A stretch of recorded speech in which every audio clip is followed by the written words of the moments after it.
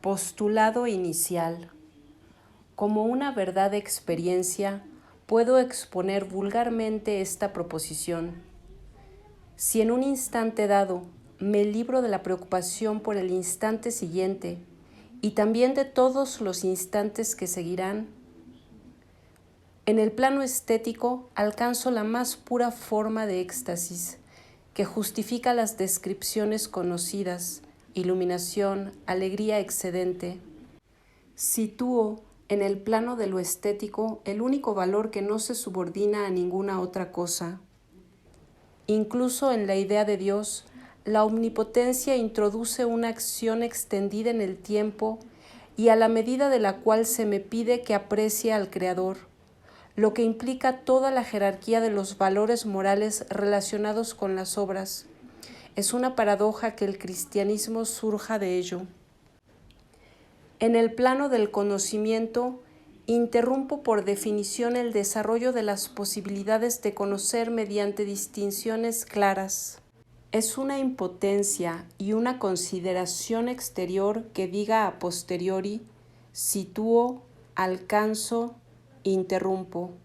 Si situara lo que fuera en el instante, lo subordinaría a la situación como el obrero cuando pule el objeto terminado. A partir de allí, vislumbro la posibilidad de una disciplina diferente de aquellas que tradicionalmente limitan los dominios del espíritu humano. Esa disciplina a la que corresponden aisladamente un determinado número de caminos aislados no posee una constitución distinta como la filosofía, la teología, la estética, la moral, pero puede admitir una. Tales aprehensiones exteriores a la filosofía y que no se dejan reducir a la estética ni a la moral, como la doctrina del tiempo recobrado en la búsqueda del tiempo perdido, la escritura automática o la finalidad de las actividades surrealistas en los manifiestos de André Breton, y siempre indisolubles de tales enseñanzas desilvanadas algunas otras operaciones que los precedieron, los acompañan o son sus fines propuestos, indican las posibilidades de un conjunto exterior a los marcos ya formados. Esas aprehensiones no tienen en cuenta ni el bien, ni lo bello, ni la verdad, ni a Dios, sino una inmediatez que prescinde de las operaciones ligadas a las búsquedas morales, estéticas, científicas o religiosas. De modo que nadie podría decir que Proust o Breton son filósofos, pero si avanzan en su vía privilegiada, tampoco nadie podría limitar sus procedimientos a los del arte. Calificarlos de religiosos también produciría confusión. El objeto del deseo religioso siempre aparece asociado con algún fin justificativo, entre los cuales la salvación es el menos grave. Tales recorridos son los primeros pasos de descubrimiento que permiten ingresar al mismo nivel en el dominio por definir, en el cual vivimos sin reconocerlo nunca. Considerado metódicamente, ese dominio pareciera accesible desde varios ángulos a la vez. No disponemos de un único modo de aprehensión, al menos de aprehensión difusa del instante. Debemos escoger sin cesar entre el interés por lo inmediato y la preocupación por el futuro. El instante está en juego en el más mínimo deseo, pero habitualmente es representado por un abogado que se evade, que pone todas sus esperanzas en la debilidad de los jueces y reclama tímidamente el derecho de los menores. El interés por el momento presente es lo pueril. Soy hombre cuando aprendo a supeditarlo al futuro. Y por importante que sea el lugar asignado a los momentos eróticos y cómicos, tienen como los niños el sitio que les deje el esparcimiento. La razón subordina el momento heroico a los servicios prestados.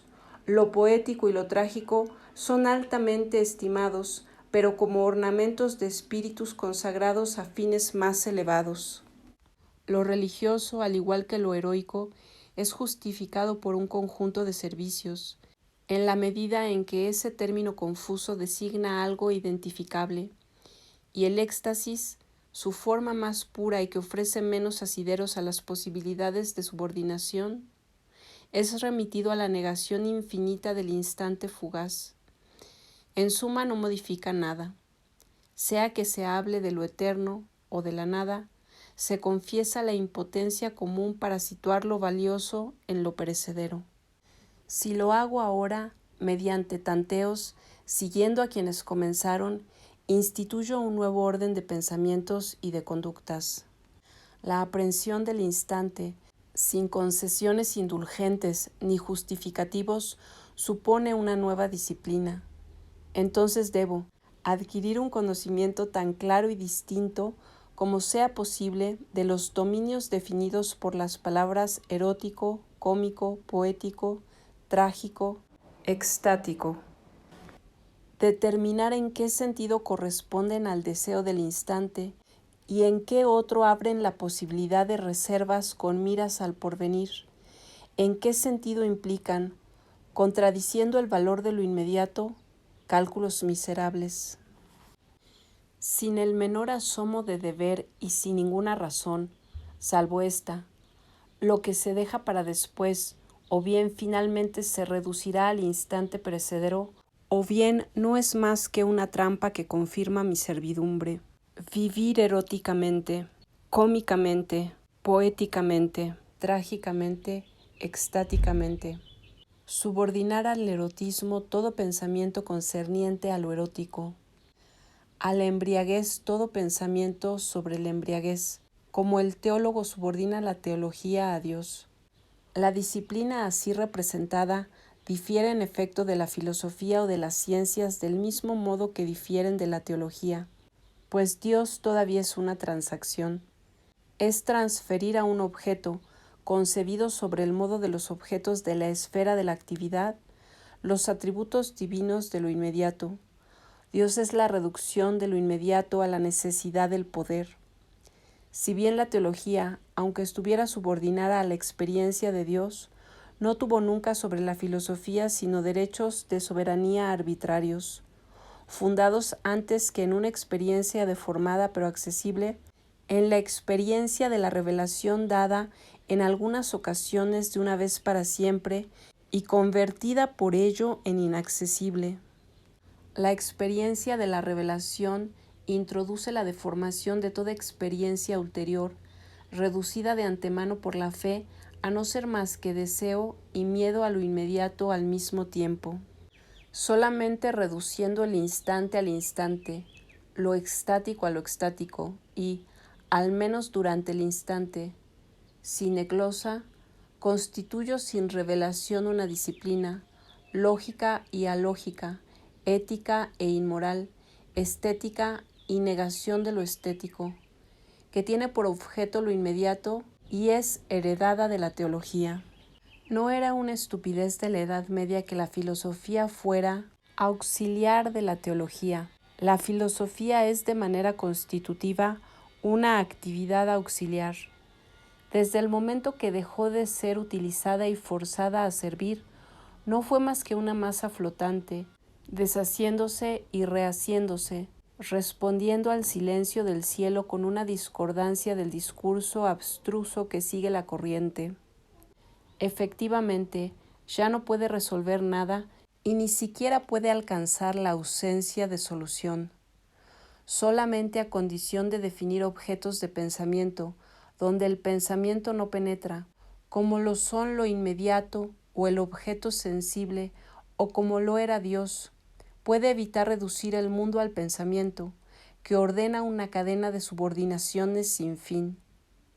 La más perfecta, la de Hegel, concluye sin embargo del mismo modo, un sistema de servidumbre tan perfecto, una igualdad tan grabada por la remisión a lo que sigue, sin que nada tenga sentido nunca sino con respecto a algo más, que, una vez alcanzada la totalidad final y cerrando el círculo, ya no se diferenciaría de lo inmediato.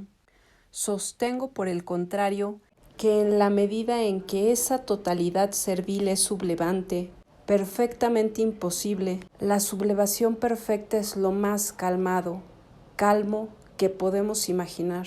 Se desliza hacia una libertad imposible, hacia una libre demencia de lo inmediato. El hecho de que la filosofía sea ancilar tiene además otro aspecto. Si un hombre se considera un filósofo, si acepta ser considerado así, no es lo mismo que ser repostero o cantante, ya que renuncia a ser un hombre completo. Un repostero, un cantante, no pueden aspirar a ser un hombre completo como cantante o como repostero. El filósofo, en la medida en la que pretende ser un hombre completo, lo pretende como filósofo. Pero a la medida de su aspiración debemos ver pues que la filosofía no es más que una actividad especializada.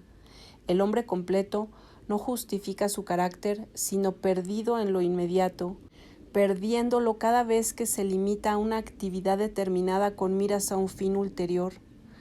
La contradicción del filósofo es que se ve llevado a confundir un instrumento miserable con la totalidad del ser. Es su contradicción y también su miseria, tanto más en la medida en la que se aferra de manera profunda a esa actitud ridícula.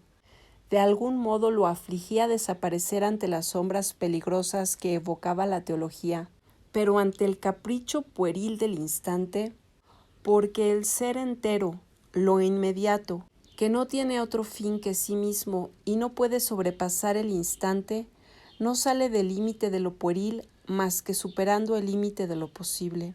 Si pretende el poder, ante él se abre la omnipotencia, pero es la omnipotencia del instante. Es el amok, es el colmo de la impotencia.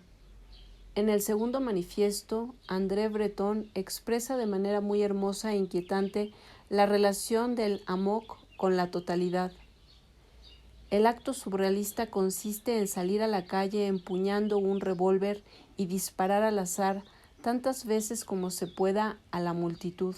Quien no haya sentido al menos una vez deseos de terminar así con el mezquino sistema de envilecimiento y de cretinización vigente, tiene su lugar reservado en esa multitud, con el vientre a la altura del cañón.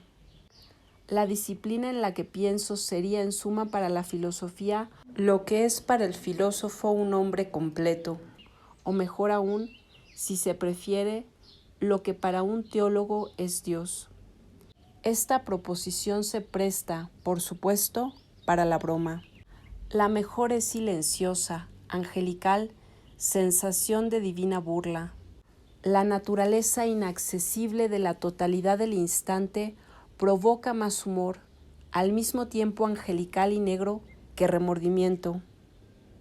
Así, la superioridad intelectual que reduce a silencio al adversario implica un insostenible trabajo. Traiciona el principio al que hace triunfar. Pateo mi propia silla, pero no importa, soy libre, impotente y voy a perecer. Ignoro en todos los sentidos los límites del deber.